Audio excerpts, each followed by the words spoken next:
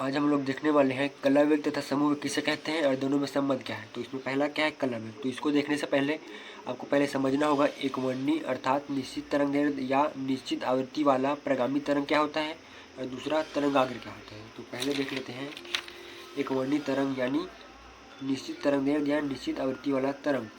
तो मान लेते हैं कि एक तरंग है, तब दो श्रृंगों के बीच की दूरी या दो गर्तों के बीच की दूरी क्या कहलाता है, तरंगदैर्ध्य कहलाता है। तब ये वाला तरंगदैर्ध्य और ये वाला तरंगदैर्ध्य आपस में बराबर है तो इसे निश्चित तरंगदैर्ध्य कहते हैं। इसी प्रकार निश्चित आवृत्ति, तो आवृत्ति किसे कहते हैं, एक सेकंड में होने वाले कंपनों की संख्या को आवृत्ति कहते हैं। तो मान लेते हैं कि एक सेकंड में एक कंपन हो रहा है, यानी ये वाला पॉजिटिव और ये वाला नेगेटिव, पॉजिटिव और नेगेटिव मिलकर एक कंपन कहलाता है, यानी यहाँ से लेकर यहाँ तक एक कंपन। तो मान लेते हैं एक सेकंड में एक कंपन हो रहा है, तो अगले एक सेकंड में फिर से एक कंपन होगा, फिर आने वाले एक सेकंड में फिर से एक कंपन होगा। इस प्रकार इसे निश्चित आवृत्ति कहते हैं। यह हो गया आपका एक वर्णी तरंग यानी निश्चित तरंगदैर्ध्य या निश्चित आवृत्ति वाला तरंग। अब हम देखते हैं तरंगाग्र क्या होता है। तो तरंगाग्र को समझने के लिए मान लेते हैं कि एक तालाब है, ठीक है, और तालाब में हम लोग पत्थर फेंक देते हैं। तो पत्थर फेंकेंगे तो क्या होगा, इस प्रकार से गोल गोल आकृति बन जाती है और वो आगे बढ़ते जाता है। इसी को कहते हैं तरंगाग्र, इसी को कहते हैं तरंगाग्र या वेव फ्रंट इंग्लिश में। और जो इस प्रकार से पानी जो है ऊपर नीचे होता है उसको तरंग कहते हैं, तरंग। इसको आप फोटो में देख सकते हैं, पानी का ऊपर नीचे होना तरंग कहलाता है और जो गोल गोल आकृति बनती है उसे तरंगाग्र कहते हैं। ये हो गया आपका तरंग और तरंगाग्र। अब देखते हैं कला वेग क्या कहता है। तो कला वेग को समझने के लिए बस आपको इतना याद रखना होगा कि कला वेग जो है एक तरंग का वेग को व्यक्त करता है और समूह वेग जो है दो या दो से अधिक तरंगों का वेग को व्यक्त करता है। तो कला वेग क्या है, एक तरंग का वेग। तो मान लेते हैं कि ये वाला तरंग है, ठीक है। तो इसका डेफिनेशन क्या हो जाएगा, जब कोई एक वर्णी अर्थात निश्चित आवृत्ति या निश्चित तरंगदैर्ध्य वाला तरंग किसी माध्यम में आगे बढ़ता है इस प्रकार, तब जो तरंग का तरंगाग्र होता है, ये वाला मान लेते हैं एक ही तरंग है, ठीक है, इसे ले लेते हैं। तब जब कोई एक वर्णी अर्थात निश्चित तरंगदैर्ध्य या निश्चित आवृत्ति वाला तरंग किसी माध्यम में आगे बढ़ता है, तब इसका तरंग का जो तरंगाग्र होता है वह जिस वेग से आगे बढ़ता है उसे कहते हैं कला वेग यानी फेज वेलोसिटी। इसे वीपी से दर्शाते हैं। तो यह हो गया आपका फेज और यह हो गया आपका वेलोसिटी। तो इसको लिखना कैसे है, कला वेग या तरंग वेग। तो इसको तरंग वेग भी कहते हैं। जब कोई एक वर्णी अर्थात निश्चित तरंगदैर्ध्य या निश्चित आवृत्ति वाली प्रगामी तरंग किसी माध्यम में आगे बढ़ती है तो उस तरंग का तरंगाग्र यानी वेव फ्रंट जिस वेग से आगे बढ़ते हैं उसे कला वेग या तरंग वेग कहते हैं। इसे वीपी से दर्शाते हैं और लिख देना है कला वेग एक अकेली तरंग के वेग को व्यक्त करता है। फिर है, हम जानते हैं कि समतल प्रगामी तरंग का समीकरण y = a sin omega t minus के x होता है, ठीक है। ये हो गया हमारा समीकरण 1। तो ये क्या है, समतल प्रगामी तरंग। तो जो तरंग का तरंगाग्र होता है वह तीन प्रकार का होता है, गोलीय होता है, बेलनाकार होता है और समतल होता है। तो कोई सा भी ले सकते हैं, कोई दिक्कत नहीं है। अब गोलीय लेंगे या बेलनाकार लेंगे या समतल लेंगे तो उसके अनुसार आपका समीकरण आ जाएगा। तो हम ले लिए हैं समतल प्रगामी तरंग, तो उसका समीकरण होता है ये वाला, जहाँ ये क्या है, कण का आयाम है, ओमेगा है कोणीय आवृत्ति, के है संचरण नियतांक और x है तरंग द्वारा तय की गई दूरी और t समय है। उसके बाद आपको लिखना है चूंकि समतल तरंगाग्र के प्रत्येक बिंदु पर कलन नियत रहता है, यानी जो हमारा ये वाला है ओमेगा t माइनस के x ये हमारा कला है, तो ये नियत रहता है। इसको हम लोग नियतांक ले लेंगे, ओमेगा t माइनस का के x इक्वल टू नियतांक। तो ये हो गया हमारा समीकरण 2।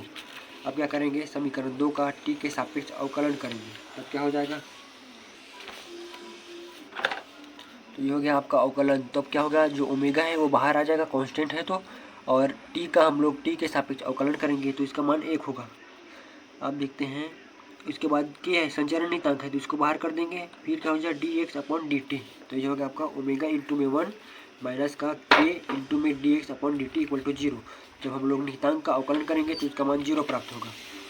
अब क्या हो जाएगा, जो यहाँ पास क्या है माइनस है तो इसको हम लोग इस बार पक्षांतर कर देंगे तो माइनस का प्लस हो जाएगा। तो ये हो गया आपका ओमेगा इक्वल टू के इंटू में dx/dt। अब क्या करेंगे, जो के है उसको हम लोग इधर पक्षांतर कर देंगे, तो क्या होगा dx/dt इक्वल टू ओमेगा/k। तो ये क्या है, dx/dt x हमारा दूरी है, तय किया गया दूरी, और t क्या है समय है। तब जब हम लोग तय की गई दूरी का टी के सापेक्ष अवकलन करते हैं तो क्या निकलता है, वेग निकलता है। तो यही हमारा कला वेग है। तो ये हो गया Vp equal to omega upon k. इसके बाद आपको लिख देना है अतः किसी तरंग के कोणीय आवृत्ति ओमेगा तथा संचरण नियतांक के की निष्पत्ति या अनुपात को कला वेग कहते हैं। ठीक है, तो ये निष्पत्ति अनुपात मतलब वही होता है डिवाइड में ओमेगा अपॉन के, यही है आपका कला वेग। अब हम देखते हैं समूह वेग किसे कहते हैं।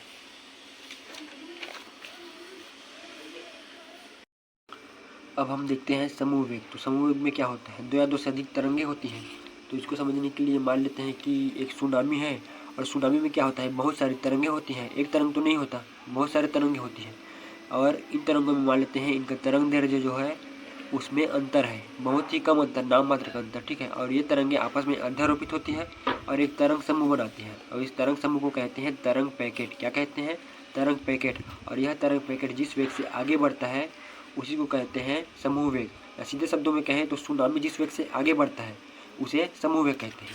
तो इसको लिखना कैसे है, जब दो या दो से अधिक थोड़ी भिन्न भिन्न तरंग दैर्ध्य वाली तरंगें आपस में अध्यारोपित होती हैं तो एक तरंग पैकेट बनाती है।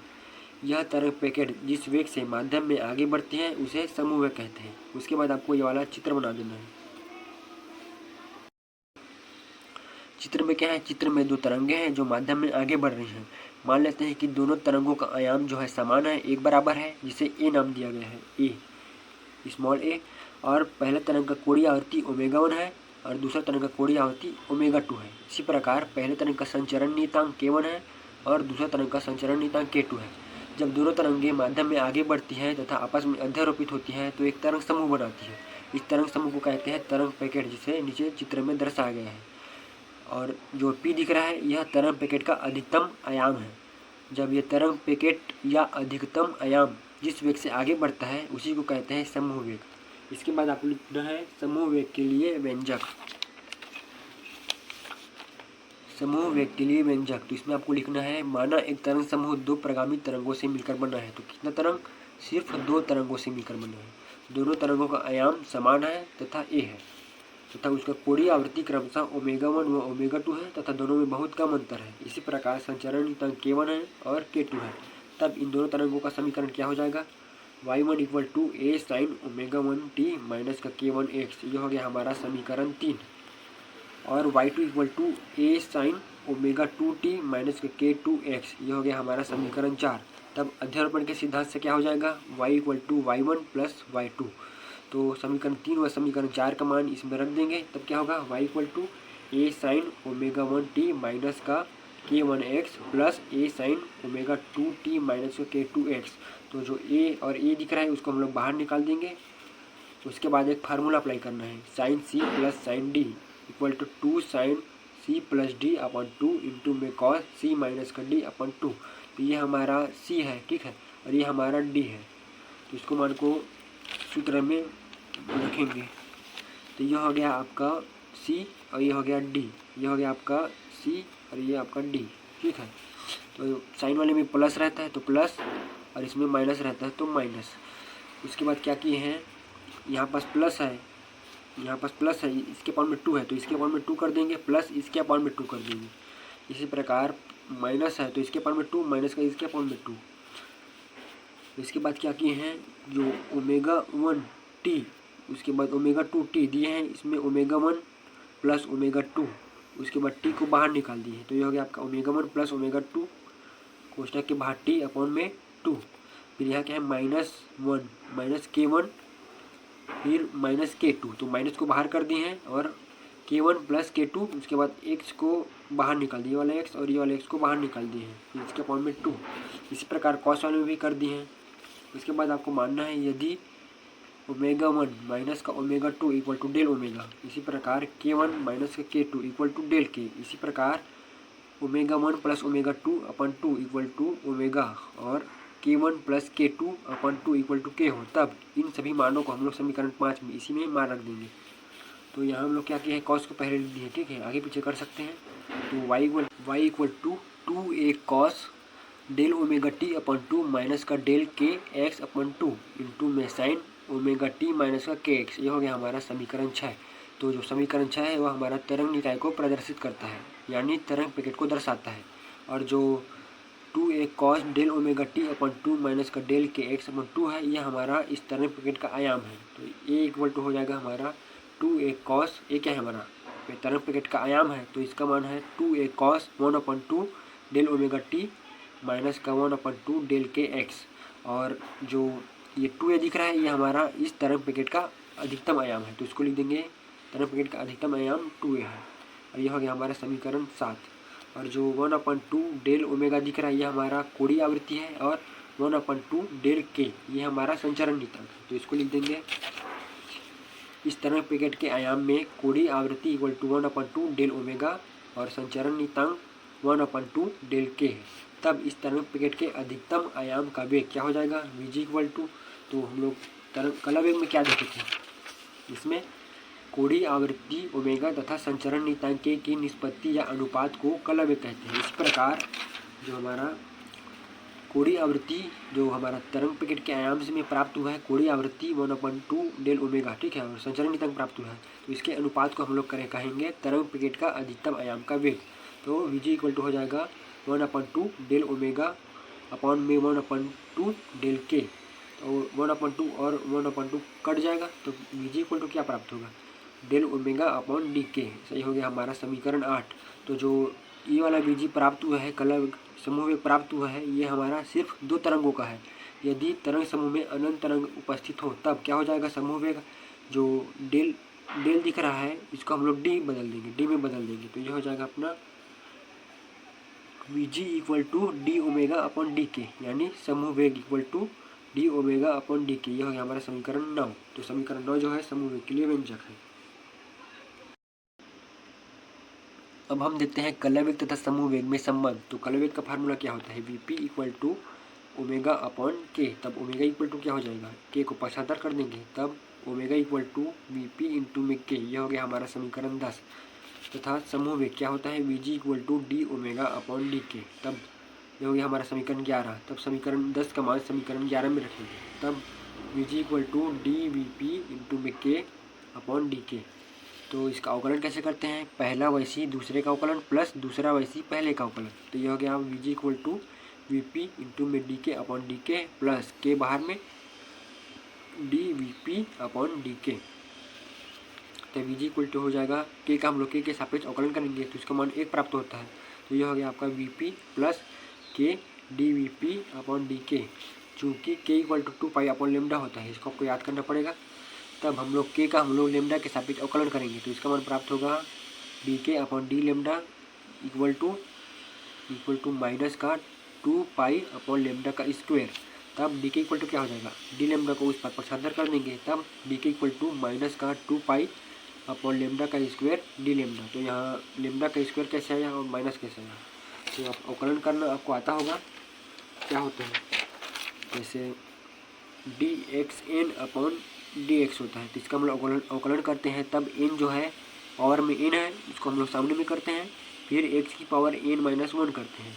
तो यहाँ क्या है 1 अपॉन लेमडा है, तो लेमडा को हम लोग ऊपर ले जाएंगे तो क्या हो जाएगा लेमडा की पावर -1, और इसको हम लोग लेमडा की पावर -1 इसका हम लोग लेमडा के सापेक्ष अवकलन करेंगे तो -1 सामने में, फिर लेमडा लेमडा की पावर -1 फिर से -1 कर देंगे, तो ये हो गया आपका माइनस लेमडा की पावर -2। फिर इसको नीचे ले आएंगे तो -1 अपॉन लेमडा का स्क्वायर, तो वही है